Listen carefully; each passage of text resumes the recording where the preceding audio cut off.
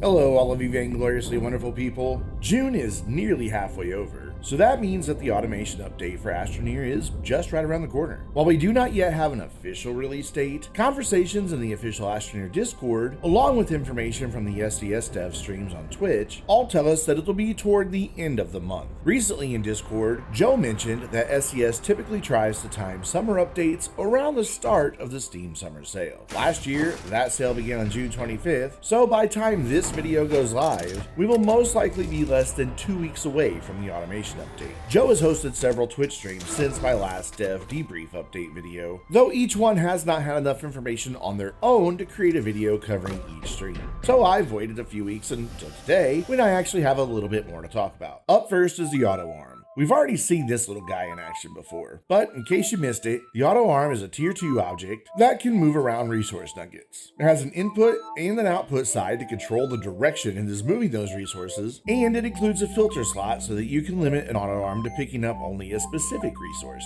We do know that it will require power to operate, but we don't yet know how much. We also don't know its byte cost, but from this screenshot from a recent stream, we know that it should be crafted from aluminum and graphite. We also know that it can work in several different scenarios. Not only can the Autoarm remove resources from storage attached to platforms, but you can also drive a rover into the Autoarm's active zone and it will begin unloading all of those resources for you. So let's say that you were out on Glacio gathering hematite, graphite, and ammonium. You could easily park your rover next to a few Autoarms set to filter for those resources and then just sit back while they take care of unloading your rover for you. We have also seen the Autoarm working in tandem with another leaked object, the medium resource canister. Our days of attaching silos full of resource to large silos will be over once this little gem arrives. Thanks to some eagle-eyed Twitch viewers, we have this screenshot of a recent live stream showing off the recipe of 1 plastic and 1 glass for the medium resource canister. And while that could change between now and release, I doubt it. We're just a little too close to release date for those type of balancing changes in my opinion.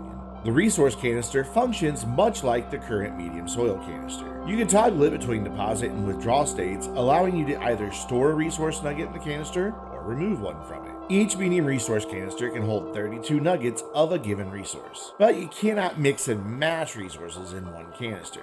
Once you add the first nugget of resource, the icon on the side will change to reflect what resource is being stored inside. I'm not certain if completely emptying a canister will reset it and allow it to be used for a different resource later, but I really do dig this storage solution. I personally love to gather dozens of each resource so that I have them handy when I need them, but I have never been a fan of how they look when they are stored on silos or other storage options. And not only does the upcoming medium storage canister have a great looking industrial design, but the small window in the side allows you to see little bits of nuggets floating around inside. And once the medium resource canister is full, a green ring lights up around the top. While the added storage of the medium resource canister is nice, it sort of pales in comparison to this beast, the large resource storage canister. I was able to grab this screenshot as Joe accidentally moved his mouse over the large resource canister. It holds a whopping 400 nuggets of an individual resource. Of course, when you compare it side by side with the medium resource canister, you can clearly see that size difference.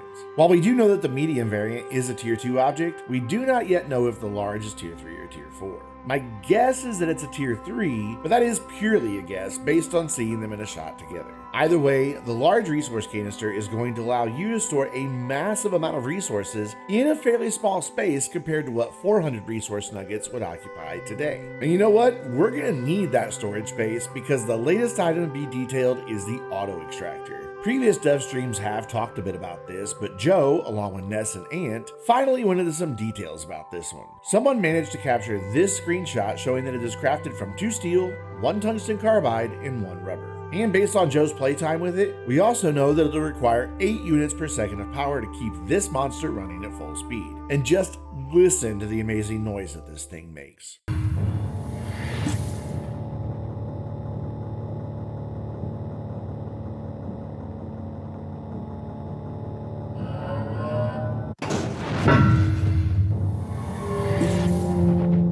While watching that, you might think that it goes pretty slow. And you would be right. You can collect a backpack full of a resource in the time that it takes the Auto Extractor to gather just a single nugget. But that is not the point of the extractor at all. While it is slower, it is also far more efficient. Joe repeatedly has said that the Auto Extractor can extract 15 to 16 times more resources per deposit than you can dig up with your terrain tool. So for example, if a deposit of resin would yield 3 nuggets when you dig it up with your terrain tool, that same deposit would yield over 40 nuggets by using the Auto Extractor. So this isn't an item that you'd want to use if you needed a resource right now.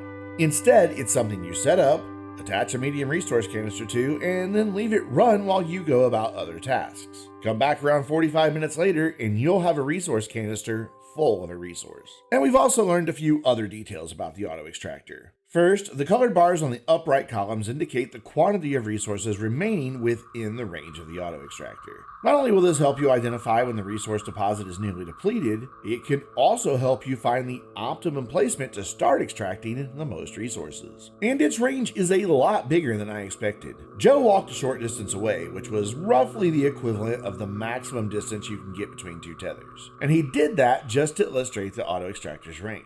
He said to imagine a sphere that size and you'd get the idea of its true range. We also learned that the Auto Extractor should stop when the storage is full. Of course, the definition of full here can vary wildly. If you do not attach any storage to the top of the extractor, that means it will stop after only 2 nuggets. If you attach a medium storage, it'd stop after 8. But if you have the upcoming medium resource canister on top, it'll keep on going until it has collected 32 nuggets of a resource. And since it stops automatically, this means that you won't come back to find a small mountain of resources piling up next to your Auto Extractor. But it also might present a small problem. If you have attached a medium resource canister to the top, which can only collect a single resource, and the area that you've set up the Auto Extractor includes 2 or even more different resources, you might find yourself in a situation where the extractor stops. Joe did mention that the extractor will switch between different resources in such a scenario, but he did not go into detail what would happen if the extractor completed a full nugget of a resource that is different than what is already stored in an attached canister. So we're just gonna have to wait and see how this one plays out. We also learned about a few other possible items. Through quick peeks of the research catalog, along with reading between the lines of Joe's responses to questions in chat, it looks like we'll also be getting something that will automate pushing buttons.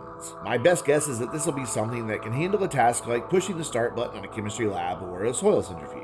There's also the possibility that we'll be getting a device that can detect power and then trigger an action based on the power output. Specifically, Interstellar Octopus asked in chat if there would be a way to use automation to automatically turn generators on if there's no power on your base. Joe's response was, "We'll talk about that soon." But let's just assume for a moment that we are going to get these items and put together a little scenario. If all of this is going to come about, you could easily have a button pusher that has been happily starting the soil centrifuge to produce organic while your base is powered. On a different power circuit, you could have what we'll call the power detector waiting to turn on an Autoarm that is ready to grab those organic and put them on a smelter to turn into carbon. A second Autoarm could be filtered to carbon and would grab that and place it on a storage platform that also has some medium generators connected. Yet another button pusher could then be triggered to turn those generators on. And of course, once the sun comes up or the wind starts blowing again, the power detector could turn off all of those items on that separate circuit, and the original button pusher could go back to making organic on the soil centrifuge to get ready for the next time your base is low on power. Is all of that going to be possible with automation? Oh my god, I hope so. But we'll have to wait and see to find out for certain. And by the way, if you don't know how to create separate power circuits in Astroneer, then I would like to introduce you to the Astroneer Academy, where you will find a series of 24 videos walking you through the very basics of Astroneer, all the way through the end game and even some really advanced stuff, like, setting up separate power circuits. We also know that there will be some changes coming to the research catalog, though we haven't gotten a lot of information on the specifics for this. We can see from screenshots that some items have been rearranged in the catalog, but whether the changes go deeper than that is anyone's guess. Joe did make a comment in a recent stream, however, that he was stumbling through the new research catalog and wasn't really able to rely on muscle memory to navigate through. Again, my best guess is that we'll find that some of the items have been rearranged, and of course we'll also see all of the new automation items included. And finally, Joe made a very brief mention of another limited time event that sounds like it's going to coincide with the automation update. The summer update last year brought new visors and pallets to the game, along with a beach ball colored variant of the recreational sphere. I really hope that they bring those items back again this summer so that newer players can obtain all those items, but I'm also hopeful that they'll be bringing several other unique objects to this limited time event. For now, we'll have to stay tuned for more details because again, Joe said, we'll talk about that soon. And that pretty much covers everything that we've learned since my last dev debrief video. I'll keep an eye out for more new information in the weeks leading up to the automation update, and I'll put it all together in 1 or 2 more videos between now and then. But until then, I'm Brandon, reminding you to stay vainglorious.